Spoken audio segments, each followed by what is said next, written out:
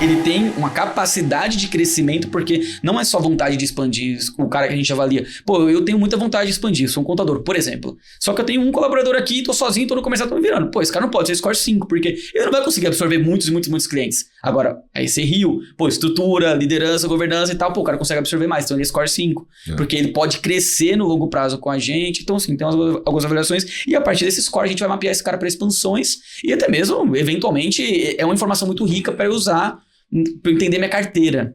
É uma parada muito legal, por isso que eu queria dar esse disclaimer, que essa dica para quem tá nos vendo também. Enquanto você estava falando, assim, isso é importante, e a outra coisa que a gente faz é que, você lembra que eu falei do back-office?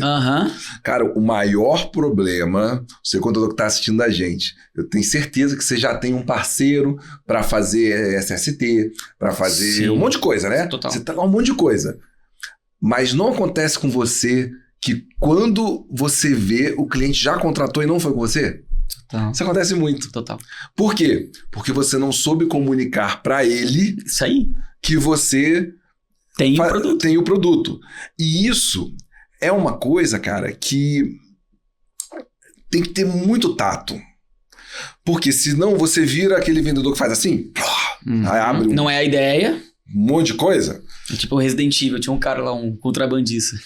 Então, como que a Márcia hoje, né, tá estruturada? Né? Ela tem...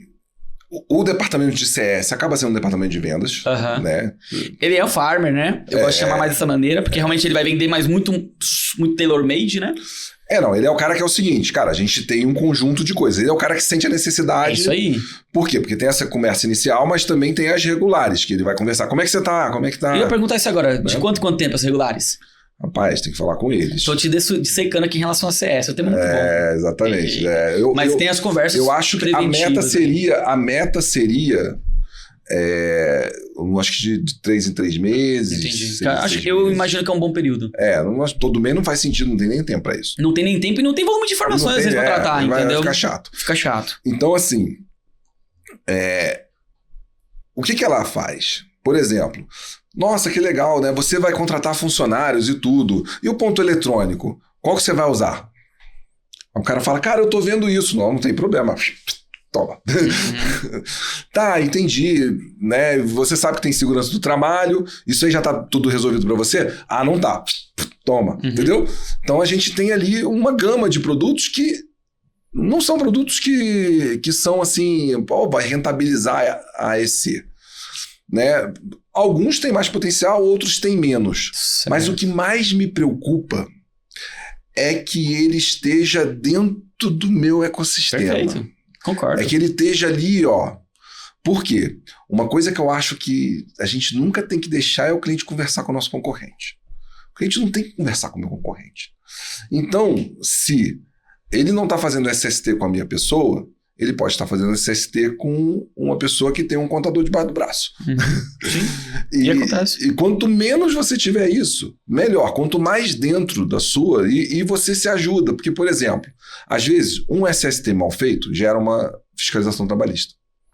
É isso que eu ia falar, eu ia trazer esse ponto. Porque aí aquilo me dá trabalho, aquilo me dá dor de cabeça. E outra, a gente às vezes... E eu vou ser mal visto amanhã ou depois. O contador, às vezes, ele vai fugir desse lado da venda para não ser o cara chato. Pô, mas eu não quero ficar ofertando. Só que aí que tá, mano. Às vezes, é essa oferta que vai livrar tanto o cliente quanto você de dor de cabeça futura. Então, a gente tem que desassociar a venda da coisa chata. Eu tô empurrando algo, detesto essa palavra em vendas. Isso. E sim, não, cara, eu tô ajudando o cara. O cara é uma empresa. Ele é uma empresa, ele precisa cumprir algumas coisas como empresa. Volto para o que eu te falei. É do back-office, é na minha mão. É isso aí. E eu acho que é uma mentalidade para ser trabalhada no mercado. Se é no back-office, tem que estar na minha mão. Eu tenho que ter alguém para resolver. Não sabe? Tem que ter nenhum tipo de vergonha de oferecer. Ou não sou eu. Pô, se tem muita relação comigo, se é um negócio muito interessante que vale a pena ser eu, pode ser eu. Se não vale a pena ser eu, alguém que eu confio, né? Remunera ou não remunera. Tem vários caminhos, né? Então, assim, dessa forma que eu enxergo. E esse departamento de CS, cara, ele tem trazido ótimos resultados, cara. Ótimos resultados mesmo. A gente tem uma cultura lá no escritório que é a cultura do uau. Toda vez que um cliente faz um elogio, isso vira uma publicação interna nossa, uma comemoração, massa, entendeu? Isso é legal. E a maioria dos UAUs vão vir em reuniões do CS. Total. Porque faz parte. Faz parte. Então, até isso, sem ter essa figura, a gente não ia saber, né? A gente não... Então, assim, o objetivo do CS é esquentar a relação, entendeu? Não deixar a relação esfriar. Sim. E acaba sendo também um ombudsman, né? Que é a palavra doida lá, que é o local onde o cliente reclama. Então, quais que são os níveis de reclamação na empresa? Você tem a pessoa que te atende, você pode reclamar com o chefe dela. O chefe dela, você acha que não atende, você pode reclamar com o CS. Escalando, né? O CS não te dá resultado, você pode reclamar com a diretoria. A diretoria não te dá o resultado, você vai ligar pro Álvaro, entendeu? Então, assim, graças a Deus não recebo ligações. Né? Graças a Deus não recebo ligações. Mas, assim, uma coisa muito interessante é que quando bate lá na Márcia, isso foi uma coisa que a gente teve que conversar com ela. Né? Eu tô falando muito dela aqui, mas é porque o tema é esse, né? Claro. O tema foi o CS, né? A gente teve que conversar com ela e falar assim, cara, olha só, calma aí, porque nem sempre o cliente tem razão. É isso aí. Porque ela vinha bem braba. Uhum. Porque esta empresa não fez certo, que não sei o que, que não sei o que. Deixa eu falar assim, calma aí. Você tá achando que o cliente tá certo, mas ele não tá. E muitas vezes ele não tá. Mas é legal, né, cara? É legal. Esse é o papel dela. Ela tem que pegar pelo cliente. E ela, tipo, pega pra ela. Tipo, legal. Não pode deixar que isso aqui... Não... É isso aí. E ela não é de departamento nenhum. Faz muita diferença. O gerente é contaminado. Uhum. Porque o gerente tem o seu subordinado ali que ele quer defender também. Com certeza. Que nem sempre quer bater. Que tudo bem, também entendo que faz parte do papel dele. Ele tem que estar pelos seus. E eu não quero que ele tire isso. É isso aí. Ele é líder. Ele é líder, ele precisa ser esse cara. Ele precisa ser esse cara.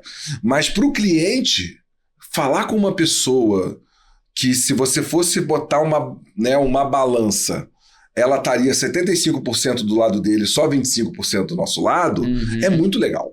Total. Né? Inclusive, fica a dica aí, né? Acho que o CS tem que ser uma pessoa muito desconectada da operação mesmo. É tipo um departamento, cara. E ele vai estar mas não no é só um departamento. Não pode ser uma pessoa que veio do departamento. Não sei se é o perfil ideal, entendeu?